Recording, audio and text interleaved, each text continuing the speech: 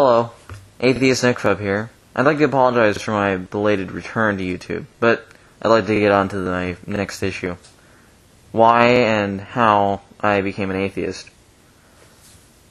It started a long time ago when I was very young. My parents were in between churches in a way, and eventually they just stopped going. So that kind of led to my being raised in a secular way, more so than any religious setting. This sort of set the stage for me to become agnostic later in life, which is approximately when I was 11 years old, I believe.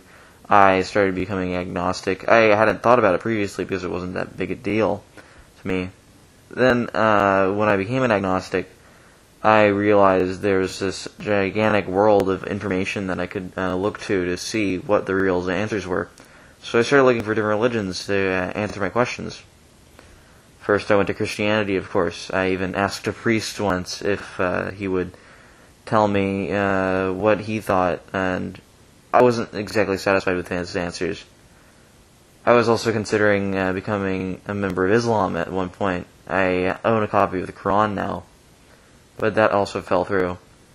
And at this time, I was going through a new phase where I was so afraid of death that it was paralyzing. I couldn't go to sleep at night, afraid that I would die in my sleep and not know what would happen next. So I asked my dad, what is it that happens after you die? And he told me, nothing happens. You just get eaten by worms if you're put in the ground. And I realized that was quite a satisfying answer. I just needed to hear it from somebody other than myself. Nothing happens. It is the truth. There's no explanation for anything beyond that, besides rotting in the ground, if you are buried in the ground. And it was such a great answer to me that I felt this really is what I need to look at more into. I need to find more proof of this.